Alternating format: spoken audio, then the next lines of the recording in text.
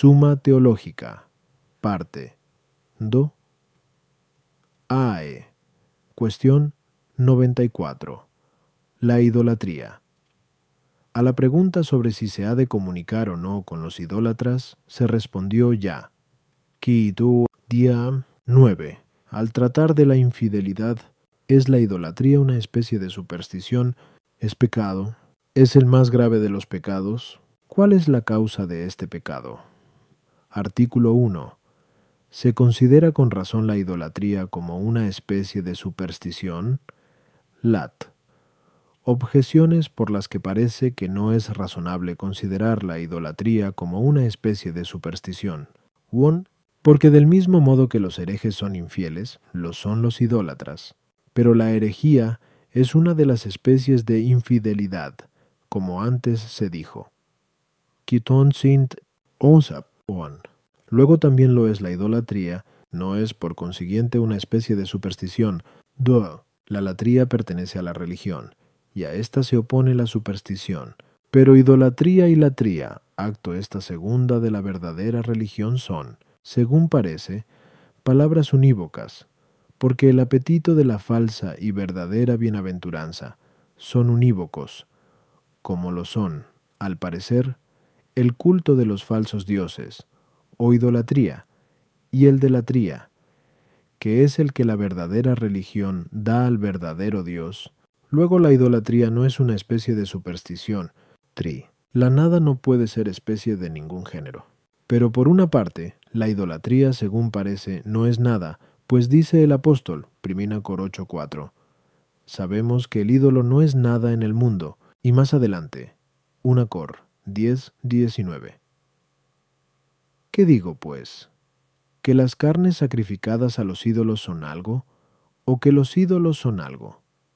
Es, sin duda, una manera de decir que no. Y como, por otra parte, lo de inmolar a los ídolos es propio de la idolatría, de ello se sigue que la idolatría, por no ser nada, no puede ser una especie de superstición.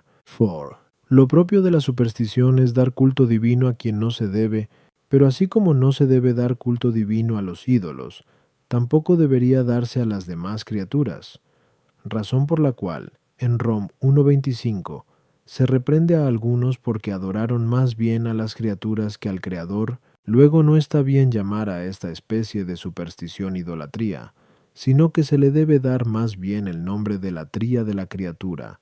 Contra esto está lo que leemos en Hech 17:16. Mientras Pablo esperaba en Atenas, se consumía interiormente en su espíritu viendo aquella ciudad entregada a la idolatría. Y más adelante, atenienses, veo que sois, por todos los conceptos, casi los más supersticiosos. Luego la idolatría es una especie de superstición. Respondo, que como consta por lo expuesto, Q 2.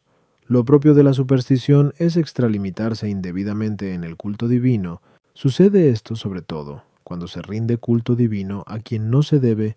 Ya al hablar de la religión, 1. Dijimos que tal culto se ha de rendir exclusivamente al solo Dios soberano e increado. Por eso es supersticioso dar culto divino a cualquier criatura, mas este culto, lo mismo que se tributaba a criaturas insensibles, valiéndose de ciertos signos sensibles, como sacrificios, juegos y cosas por el estilo, se les daba de igual modo a criaturas representadas, en alguna forma o figura sensible, conocidas por el nombre de ídolos. De diversos modos, sin embargo, se daba culto a los ídolos, y así, algunos construían con arte nefando imágenes que, por virtud de los demonios, causaban ciertos efectos, lo que les llevaba a pensar que había en ellas poderes divinos y que, según esto, se les debía ofrecer culto divino. Tal fue la opinión de Hermes Trismegisto, como escribe San Agustín en el libro Eitio de Siv. Otros, en cambio, no daban culto divino a las imágenes, sino a las criaturas por ellas representadas. A uno y otro de estos modos alude el apóstol en Rom 1:23, pues sobre el primero escribe: cambiaron la gloria del Dios incorruptible por la semejanza de hombres corruptibles, de aves, de cuadrúpedos y de serpientes. Y en cuanto al segundo, añade, adoraron y sirvieron más bien a la criatura que al Creador. Tres fueron con todo las opiniones de estos últimos. Unos creían que ciertos hombres, como Mercurio, Júpiter, etc., habían sido dioses y les ofrecían culto por medio de sus imágenes. Para otros, el mundo entero era el único Dios, no por razón de su sustancia corpórea, sino por su alma, de la que pensaban que era Dios, diciendo que Dios no es otra cosa que el alma que gobierna mediante su movimiento y su razón al mundo, del mismo modo que al hombre lo llamamos sabio no por su cuerpo, sino por su alma. Según esto, eran del parecer de que a todo el mundo, y a cada una de sus partes, o sea, al cielo, al aire, al agua y a los demás elementos de esta clase, había que darles culto divino, los nombres e imágenes de sus dioses, como decía Barrón y narra San Agustín. Setmo de Sibi, Dei, se referían a estas cosas. Los terceros, por último, o sea, los platónicos, daban por sentado que existía un Dios único y supremo, causa de todas las cosas. Después de él, suponían que había algunas otras sustancias espirituales creadas por el Dios supremo, a las que llamaban dioses, por participar de su divinidad. A estas nosotros les damos el nombre de ángeles. En pos de ellas colocaban las almas de los cuerpos celestes y, a un nivel más bajo, los demonios, de los que decían que eran seres animados aéreos. Todavía más abajo quedaban, según su parecer, las almas de los hombres, acerca de las cuales tenían la creencia de que por el mérito de su virtud eran admitidas en la sociedad de los dioses o de los demonios. A todos estos seres, según San Agustín en el libro 18 de Siv, Dei les daban culto divino. Decían que estas dos últimas opiniones pertenecían a la teología física, es decir, a la que los filósofos descubrían en el mundo y enseñaban en las escuelas. De otra, de la que se refería al culto de los hombres, afirmaban que pertenecía a la teología mitológica, teología que se representaba en los teatros, basándose en las invenciones fantásticas de los poetas. Finalmente, de la otra opinión acerca de las imágenes decían que formaba parte de la teología civil, que era la que los pontífices celebraban en los templos. Todo esto pertenecía a la superstición idolátrica. Por eso dice San Agustín en el libro segundo de Doct, Christ, es supersticioso todo lo establecido por los hombres, para fabricar y dar culto a los ídolos, o para honrar como a Dios a las criaturas o a una parte de ellas. A las objeciones 1. Así como la religión no se identifica con la fe, sino que es una manifestación de la misma mediante ciertos signos externos, de igual modo la superstición no es otra cosa que una profesión de infidelidad por medio del culto externo. Esa pública profesión es lo que significa el nombre de idolatría, mientras que la palabra herejía no significa otra cosa que falsa opinión. Por eso la herejía constituye una especie de infidelidad, mientras que la idolatría es una especie de superstición. El nombre de latría puede tomarse en dos sentidos. Puede significar, primeramente, los actos humanos destinados al culto divino. Desde este punto de vista, no varía la significación de la palabra latría, sea cual fuere el destinatario del culto, porque la persona o cosa a quien se ofrece no entra, según esto, en la definición. La latría, en este sentido, se predica unívocamente, ya se refiera a la verdadera religión o a la idolatría, lo mismo que la frase pagar un tributo tiene significado unívoco, sea verdadero sea falso el rey al que se le paga. En el otro sentido, la palabra latría se toma como sinónima de religión, y como esta es una virtud, exige, por serlo, el que el culto divino se tribute a quien se debe. De ahí, el que la palabra latría resulte equívoca cuando se aplica indistintamente a la verdadera religión y al culto de los ídolos, así como lo es la palabra prudencia cuando se aplica a la prudencia virtud y a la prudencia de la carne, true. El apóstol sabe muy bien que esas imágenes, a las que llamaban ídolos, no eran nada en el mundo, porque eran seres inanimados y no estaban dotados de poder divino alguno, como opinaba Hermes, convencido, al parecer, de que se trataba de compuestos de espíritu y cuerpo. De la misma manera, se ha de entender que lo inmolado a los ídolos no es nada, porque por tal inmolación las carnes inmoladas ni adquirían carácter sagrado alguno, como creían los gentiles, ni impureza de ninguna clase, como pensaban los judíos, por la costumbre, generalizada entre los gentiles, de dar culto a toda clase de criaturas por medio de imágenes, se impuso con el tiempo la palabra idolatría, para significar con ella todo culto dado a las criaturas, aunque se les ofreciera sin imágenes. Artículo 2. ¿La idolatría es pecado? Lat. Objeciones por las que parece que la idolatría no es pecado. 1. Ninguna de las cosas de que la verdadera fe se sirve para el culto de Dios es pecado, pero la verdadera fe se sirve de ciertas imágenes para dar culto a Dios, pues no solo en el tabernáculo, como nos consta por lo que leemos en Ex 25-28 SS, había imágenes de querubines, sino que también en la iglesia hay imágenes expuestas a la adoración de los fieles. Luego la idolatría por la que se da culto a los ídolos no es pecado. A todo superior se le debe mostrar respeto, pero los ángeles y las almas de los santos son superiores a nosotros. Luego, en el caso de que les mostremos respeto por medio de actos de culto sacrificial u otros semejantes, eso no será pecado. El Dios sumo debe ser honrado con el culto interior de nuestra mente, según aquello de JNN 4:24. Es necesario adorar a Dios en espíritu y en verdad. Y las palabras de San Agustín en su Enchirid, en donde dice que a Dios se le da culto con la fe, la esperanza y la caridad.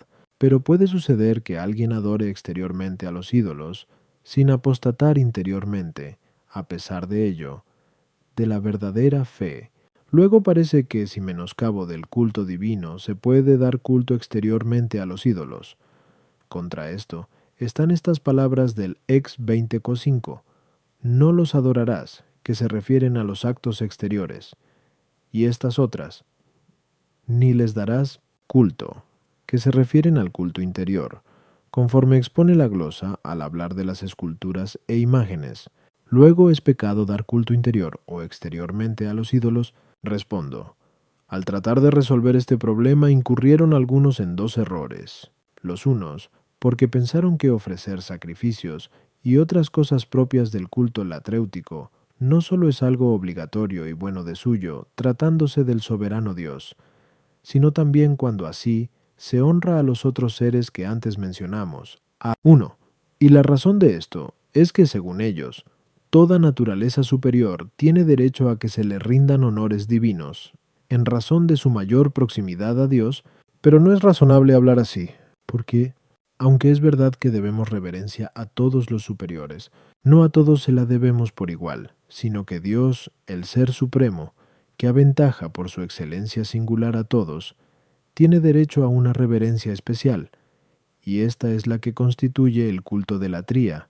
Tampoco puede decirse, como creyeron algunos, que los sacrificios visibles son lo más indicado para los otros dioses, mientras que al verdadero Dios, al Ser Supremo, debido a su mayor perfección, conviene reservarle lo mejor, es decir, los actos de acatamiento de una mente pura, porque, como dice San Agustín en el libro de X de Siv, Dei, los sacrificios exteriores son signos evocadores de las cosas, y así, lo mismo que en la oración y la alabanza, dirigimos nuestras palabras a aquel a quien ofrecemos en nuestro corazón las mismas cosas que con tales signos expresamos, así también, cuando sacrificamos, hemos de saber que no debemos ofrecer el sacrificio a ningún otro, sino a aquel cuyo sacrificio invisible, en el fondo del corazón, debemos ser nosotros mismos. Otros, en cambio, pensaban que el culto exterior de la tría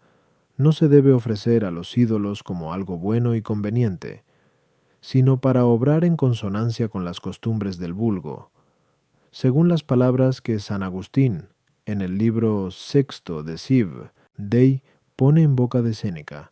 De tal forma debemos adorar, dice, que pensemos que este culto tiene bastante más que ver con los usos y costumbres que con la realidad de las cosas. Y en el libro De Vera Religione nos dice, el mismo santo que no se debe preguntar sobre religión a los filósofos que participan en los mismos sacrificios con las gentes del pueblo, y disputaban, por otra parte, en las escuelas sobre la naturaleza de sus dioses y acerca del sumo bien, sosteniendo opiniones diversas y contrarias. Incurrieron también en este error ciertos herejes, al afirmar que ningún pecado cometía quien, apresado en tiempos de persecución, adoraba exteriormente a los ídolos, manteniendo, a pesar de ello, intacta la fe en su interior. Pero esto es evidentemente falso, pues, por el mismo hecho de que el culto externo es signo del culto interior, así como hay pecado de mentira, cuando se asegura exteriormente con palabras, lo contrario de lo que uno cree por la verdadera fe en su corazón. Hay igualmente perniciosa falsedad, si se da culto exterior a alguien contra lo que uno piensa en su espíritu. Por eso dice San Agustín contra Séneca, en el libro sexto de Siv, Dei, que daba culto a los ídolos de una forma tanto más reprensible, cuanto que con su simulación inducía al pueblo a que creyese que obraba con sinceridad. A las objeciones. 1. No se exponen las imágenes en el tabernáculo de la antigua ley o en el templo, ni actualmente en las iglesias, para que se les rinda culto de latría, sino como representaciones destinadas a imprimir y confirmar en la mente de los hombres la fe en la excelencia de los ángeles y de los santos. Lo contrario ocurre con la imagen de Cristo, a quien por razón de su divinidad se le debe culto de latría, como se verá en la tercera parte, Quium 25. 3. 2. La respuesta a la segunda y tercera objeción no ofrece dificultad ninguna teniendo en cuenta lo que acabamos de decir. Artículo 3. ¿Es la idolatría el más grave de los pecados? Lat. Objeciones por las que parece que la idolatría no es el más grave de los pecados. 1. Porque conforme a lo dicho en el libro Obinso Eticorum, lo peor se opone a lo mejor, pero el culto interior, que consiste en la fe, esperanza y caridad, es mejor que el exterior. Luego la infidelidad, la desesperación y el odio a Dios, que se oponen al culto interior, son pecados más graves que la idolatría, que se opone al exterior. Tuo. Un pecado es tanto más grave cuanto más directamente atenta contra Dios, pero, según parece, se obra más directamente contra Dios, blasfemando o impugnando la fe, que tributando a otros seres el culto debido a Dios, que es lo propio de la idolatría. Luego la blasfemia y la impugnación de la fe son pecados más graves que la idolatría. 3. Por otra parte, un mal menor, según parece, se castiga con un mal mayor. Pero se castigó el pecado de idolatría con el pecado contra naturaleza, como se nos dice en Rom 1.23 cs. Luego el pecado contra naturaleza es más grave que el pecado de idolatría. 4. Además, San Agustín dice, en el libro 20, contra Faust, no os llamamos a los maniqueos paganos ni tampoco secta de paganos. Lo que sí decimos es que tenéis con ellos cierta semejanza por el hecho de adorar a muchos dioses, y la verdad es que sois mucho peores que ellos, porque ellos dan culto a seres que, aunque no deben ser honrados como dioses, son reales. Vosotros, en cambio, veneráis lo que en modo alguno existe. Luego el vicio de la depravación herética es más grave que la idolatría. Fin. Sobre aquel texto de Gal 4.9, ¿cómo es que de nuevo volvéis a los flacos y pobres elementos? Tione dice la glosa de San Jerónimo.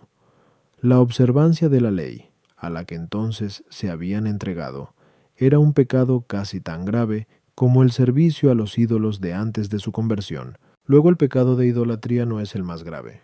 Contra esto está lo que, a propósito de lo que se dice en Lev 15, sobre la impureza de la mujer que padece flujo de sangre, leemos en la glosa. Todo pecado es impureza del alma, pero más que ningún otro, el de idolatría. Respondo, que la gravedad de un pecado puede examinarse desde dos vertientes. En primer lugar, por parte del pecado en sí mismo, y en este sentido, el pecado de idolatría es el más grave, pues así como en los reinos de este mundo no hay, según parece, injuria mayor que el que se tribute a otro el honor debido al verdadero rey.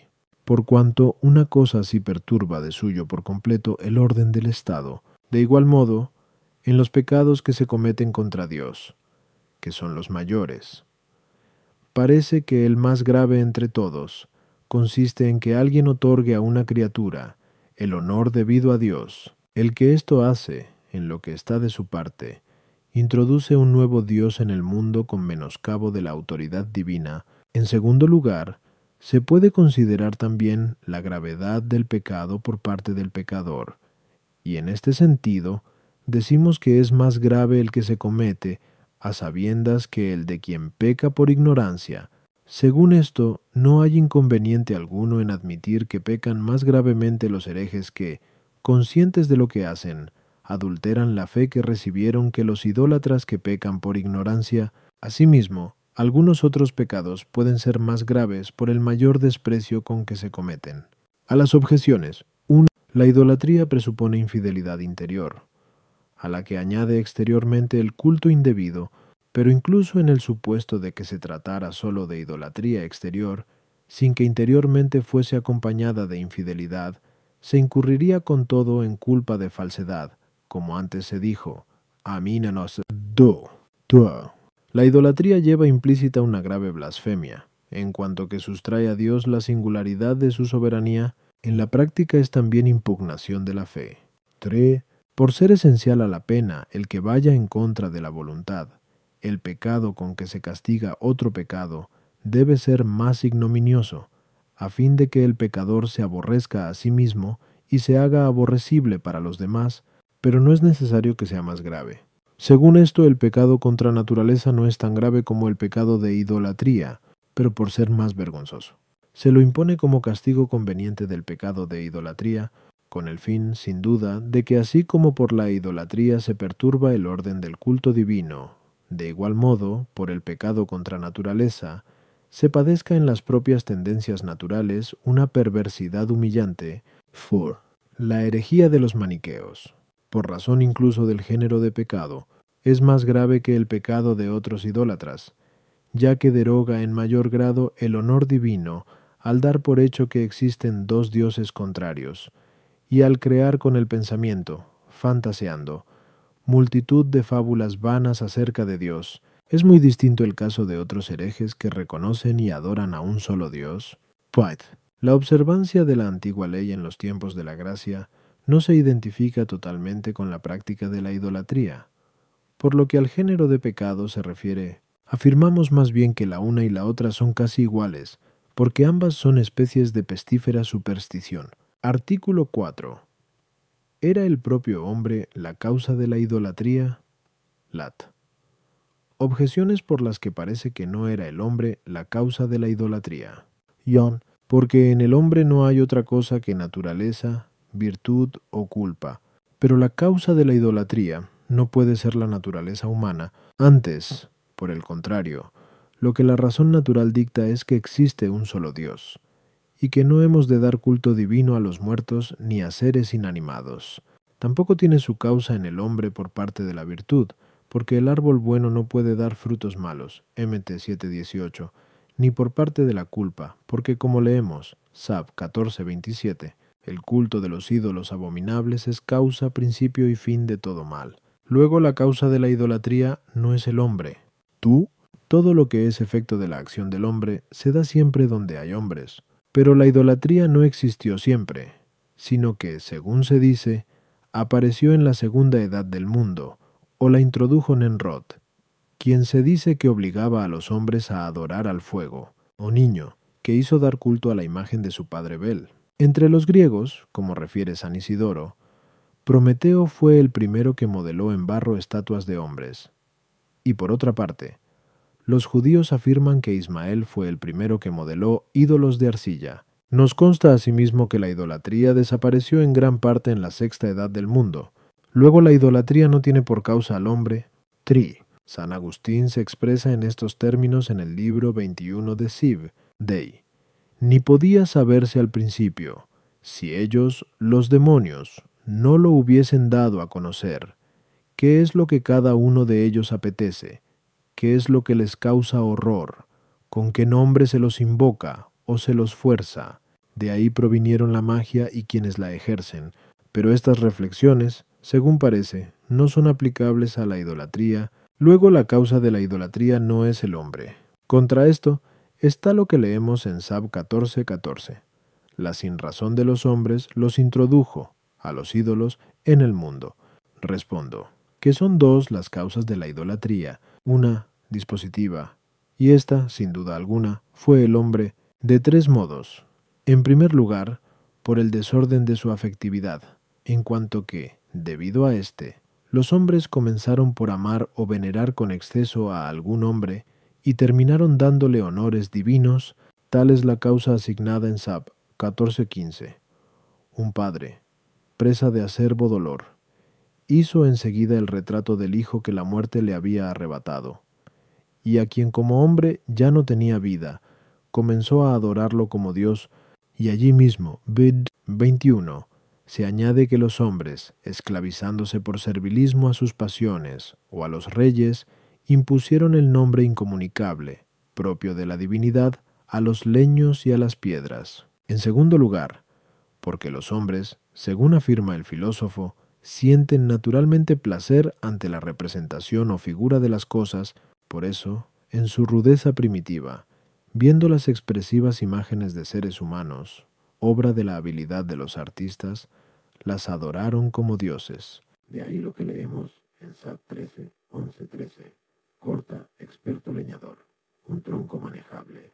Con su arte le da una figura, semejanza de hombre, y luego le ofrece oraciones por su hacienda, por sus mujeres y sus hijos. En tercer lugar, por desconocimiento del Dios verdadero, en cuya excelencia no pensaron, dieron culto divino, seducidos por su belleza o poder a algunas criaturas. De ahí lo que se dice en Sab 13:1. Ni por la consideración de sus obras fueron capaces de conocer a su autor, por el contrario, tomaron por dioses, rectores del universo, al fuego, al vendaval, al movimiento circular de los astros, a las trombas de agua, al sol o a la luna. La otra causa de la idolatría fue consumativa.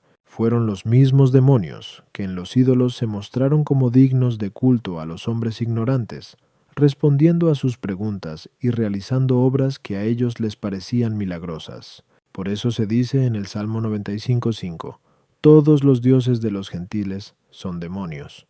A las objeciones 1. La causa dispositiva de la idolatría por parte del hombre es su imperfección natural, efecto de la ignorancia de su entendimiento o del desorden de sus afectos, como acabamos de exponer, y que tiene también mucho que ver con la culpa. Dícese, por otra parte, que la idolatría es causa, principio y fin de todo pecado, porque no hay género alguno de pecado que ella en algunos casos no produzca, o induciendo expresamente a cometerlos como causa, o poniendo al alcance de la mano la ocasión, a modo de principio, o actuando a modo de fin, en cuanto que había algunos pecados que se perpetraban para dar culto a los ídolos, como por ejemplo los sacrificios humanos, la mutilación de miembros y otras cosas por el estilo, y no obstante, hay pecados que pueden preceder a la idolatría, son los que disponen al hombre para ella. 2. En la primera edad no hubo idolatría por el recuerdo reciente de la creación del mundo, que hacía que aún mantuviese su fuerza entre los hombres el conocimiento del único Dios. Asimismo, en la sexta edad, la idolatría desaparece por la doctrina y el poder de Cristo, que triunfó sobre el diablo. 3. Tiene valor demostrativo si se trata en ella de la causa consumativa de la idolatría.